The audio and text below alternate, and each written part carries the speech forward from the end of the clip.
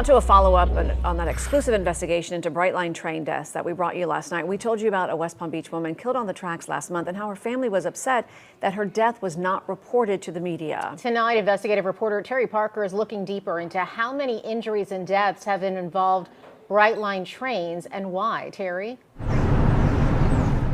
A lot of people have been injured or killed by these bright yellow trains that go by on the tracks up to 110 miles per hour.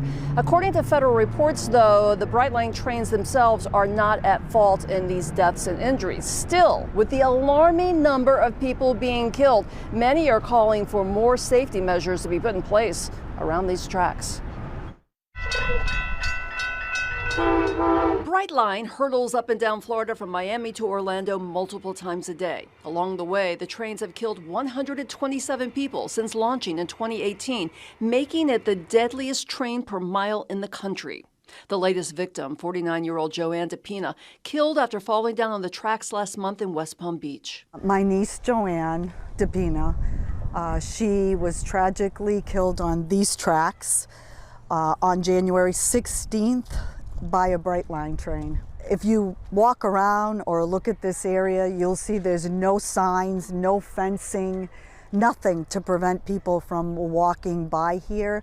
You will see some signs along Norton that say no dumping or no parking, but nothing to warn people of this dangerous train that passes at 70, 80 miles an hour. Joanne was trespassing by taking a popular shortcut and not using a designated crossing. And she's not the only one. None of the Brightline fatalities have been the fault of the trains, according to the Federal Railroad Administration website. All involve trespassers, drivers, or pedestrians trying to beat the train, or suicides.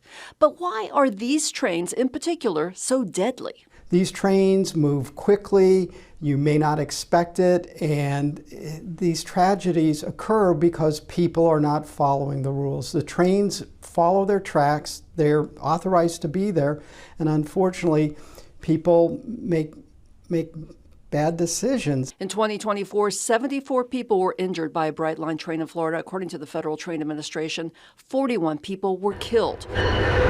Palm Beach County led the state with the most Brightline fatalities, 14 in 2024. Broward County had 8, Miami-Dade had 6, Martin County had 3, St. Lucie County 0, and Indian River County had 2.